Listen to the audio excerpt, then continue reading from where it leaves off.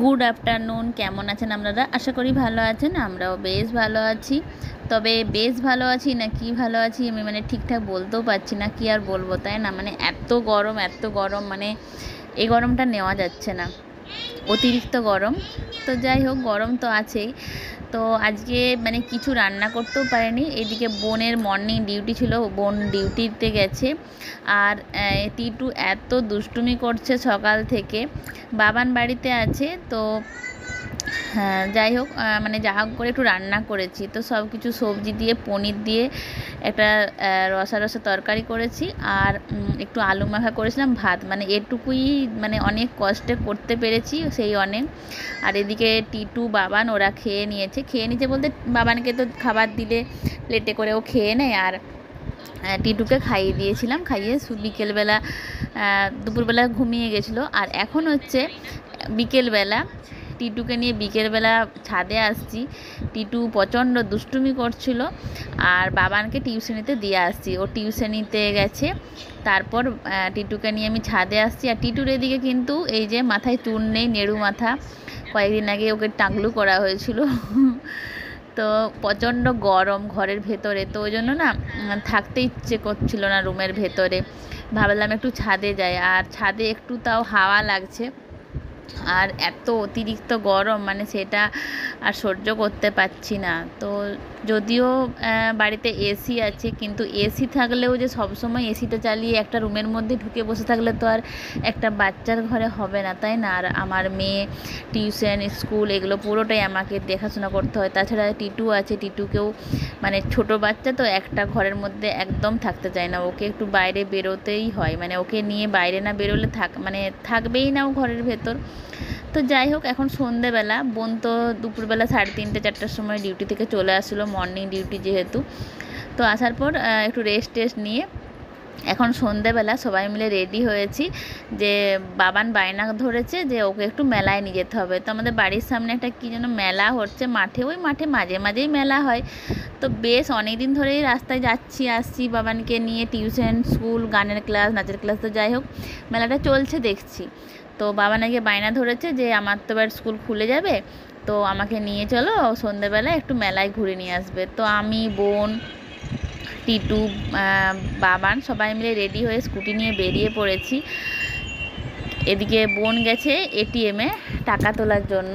আর এই যে আমরা তিনজনে বসে আছি, মাঝে আমাদের বীর একজন বসে আছে, পাকামি করছে। আর বোন এটিএমের ভেতরে আছে, আর আমরা এখানে ওয়েট করছি রাস্তার সাইডে, এটিএমের সামনে। তো যেটা হচ্ছে ঘটনা, সেটা হলো ব্যাড লাক। মেলাটা জাস্ট গতকালই বন্ধ হয়েছে। আমরা নিয়ে আসলাম বাচ্চা টাচ্চাগুলোকে এই গরমের মধ্যে, নিজেরাও রেডি হয়ে, কিন্তু মেলাটা টোটালি বন্ধ, পুরো ক্লোজ হয়ে গেছে। তো কী আর করা যাবে, এদিকে বায়না ধরেছে বাবানকে কিছু বানিয়ে খাওয়াতে হবে। তো আমরা বাড়িতে চলে আসছি সবাই। তো ওরা এদিকে বসে আছে, একটু দুষ্টুমি করছে টিটুর সাথে। আর বাবান বায়না ধরেছে ওকে মোগলাই পরোটা করে খাওয়াতে হবে। তো মোগলাই পরোটা এমনিতেও কলকাতায় যে খুব অ্যাভেলেবেল পাওয়া যায় তা না, তো মেলায় গেলে কিছু খাওয়াতাম।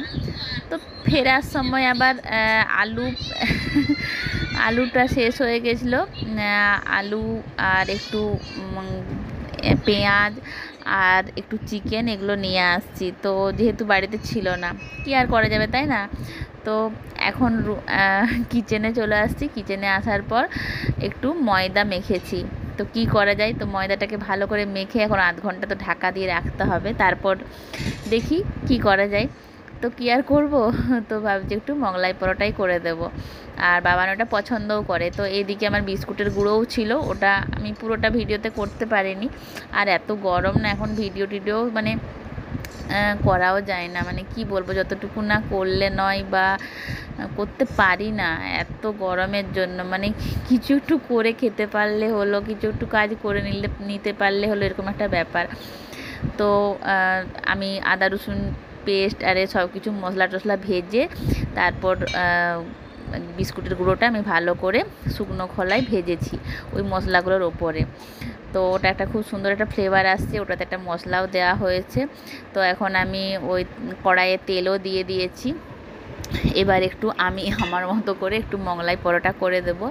আর যেহেতু প্রচণ্ড গরম, তো দেখি কতটা কি করতে পারি। বেশি তেলের জিনিস আর খাওয়াটাও ঠিক না, কিন্তু কতদিন আর না খেয়ে থাকবো এটাও তো একটা ব্যাপার, তাই না? মানে কন্টিনিউ যদি এত গরম মাসের পর মাস গরমই চলতে থাকে, মানে কি বলবো, মানে নিজেদের আর কোনো কিছু ভালো লাগছে না। এবার একটু বৃষ্টির দরকার, এটাই হচ্ছে শেষ কথা। তো এদিকে একটা ডিম ফাটিয়ে নিয়েছি, তো মেয়েকে বললাম একটু ডিম এনে দে ফ্রিজ থেকে, তো ডিম আনিয়ে নিয়েছি। আর একটু নুন দিয়ে দিলাম, ভালো করে ফাটিয়ে নেবে এবার ডিমটা। আর ওর উপরে দিচ্ছি আমি ওই বিস্কুটের গুঁড়োটা। তো বিস্কুটের গুঁড়োটা কিন্তু অনেক মশলা টশলা দিয়ে ভালো করে একটু ওই মশলার কড়াইতে রোস্ট করা হয়ে ভালো করে ভাজা হয়েছিল। আর এটাতে 2টো ডিম দিলে হতো, কিন্তু 2টো ডিম দিচ্ছি না, অতিরিক্ত গরম যেহেতু একটু ডিমটা কমই দিচ্ছি। আর এমনিতেও টিটু বাবান ওরা প্রত্যেক দিনই একটা করে ডিম সেদ্ধ ওদেরকে আমরা খাইয়েই থাকি, তো সেটা মর্নিং টাইমে খাওয়া হয়ে গেছে অলরেডি। আর এখন এই যে বিস্কুটের গুঁড়োটা ডিমের সাথে আমি ভালো করে মিক্স করে নিচ্ছি। আর এদিকে আমার মোগলাই পরোটাটাও ভালো করে আমার বেলা হয়ে গেছে, পুরো গোল করে অনেকটা বড় করে বেলেছি। এবার মোগলাই পরোটা তো আর আমি ডেইলি বানাই না, মানে অতটা পারি আমি সেটাও বলবো না, তবে হ্যাঁ বানিয়েছিলাম যেদিন বাচ্চারা খেয়েছিল। তো বাচ্চারা কেন, বোনও খেয়েছিল, কিন্তু আমার ওই দিন নিরামিষ ছিল, আমি ওই দিন খাইনি। মানে কি বলবো, মানে বাচ্চাদের, মানে বাড়িতে বাচ্চা থাকলে না অনেক কিছু ম্যানেজ করতে হয়, কিছু করার নেই। আমাদের বাড়িতে নিরামিষ, কিন্তু তাও মানে বাবানের না কি বলবো, ওর মানে মুড অফ হয়ে গেছিলো, ওকে কিছু বানিয়ে খাওয়াতে হবে। তো ওই জন্য বানিয়ে খাওয়াতে হবে যখন, সঙ্গে বাড়িতে সবসময় ডিমটা তো থাকেই। তো ভাবলাম কি যে ও যেহেতু পছন্দ করে মোগলাই পরোটা, তো ওটাই বানিয়ে দিই। তো আমি আমার মতন করে বানাচ্ছি, আর বানিয়ে দেওয়ার পর ও কিন্তু ওটা খেয়েও ছিল আর খুব খুশি হয়েছিল। যদিও ওই দিন আমার নিরামিষ ছিল, আমি ওই দিন টেস্ট করেও দেখিনি, কিন্তু ওরা খেয়েছিল, বলেছিল যে না ঠিক হয়েছে, বেশ টেস্টি হয়েছিল। তো টিটু আর বাবান ওয়েট করছে ওদিকে মোগলাই পরোটা খাবে বলে, আর আমি এদিকে কড়াই গরম তেলে দিয়েও দিয়েছি মোগলাই পরোটাটা। এবার ওটা ভালো করে এপিট উপিট করে আমি ভেজে নেব 2 সাইড।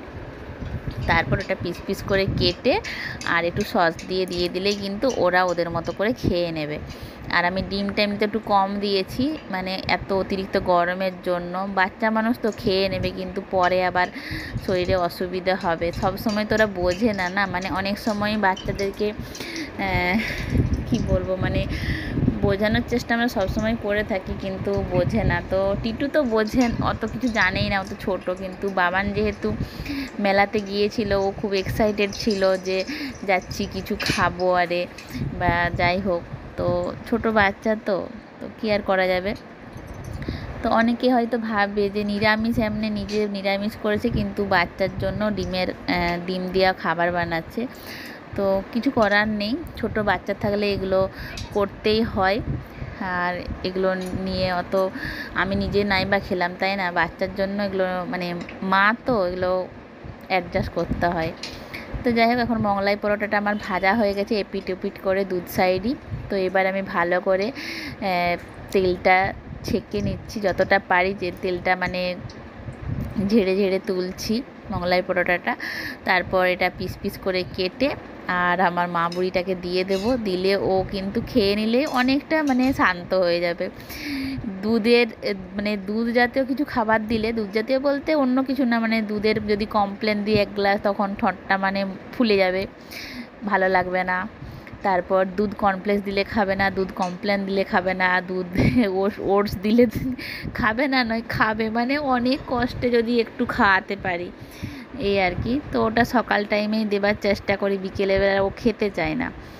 তো এখন আমার মোগলাই পরোটাগুলো হয়ে গেছে, কিন্তু এইসব খাবারে যেটা বলছিলাম, মানে দুধ এইসব দুধের লিকুইড দুধটা মানে একদম খেতে চায় না। যদি দুধের কোনো ভালো মাখা মিষ্টি টিষ্টি হয়, সেটা কিন্তু পছন্দ করে, খায়। তো এখন কী আর করা যাবে, মোগলাই পরোটা রেডি হয়ে গেছে, এদিকে বাবানকে দিয়েওছি। আর খুব সুন্দর খাস্তার মতন হয়েছে, খুব সুন্দর হয়েছে, দোকানের মতোই টেস্ট ছিল। আর এদিকে বাবানকে দিয়েও দিয়েছি। আর বাড়িতে শসা ছিল না, গাজর আর একটু পেঁয়াজ ছিল, সেটাই দিয়ে কেটে স্যালাড হিসাবে দিয়েছি। তো ও কিন্তু সেটা খুব মজা করে খাচ্ছিল। আর এই যে এই হাসিটা দেখার জন্যই তো এত কিছু, তাই না? আর তো কিছুই চাই না মানে তো যাই হোক, ভিডিওটি এ পর্যন্তই। যদি ভালো লেগে থাকে প্লিজ লাইক শেয়ার কমেন্ট করতে ভুলবেন না। তো বাই বাই, গুড নাইট। আবার আসছি একটি নতুন ভিডিও নিয়ে। ততক্ষণ আপনারা সুস্থ থাকুন, ভালো থাকুন, সাবধানে থাকুন। Bye bye, good night.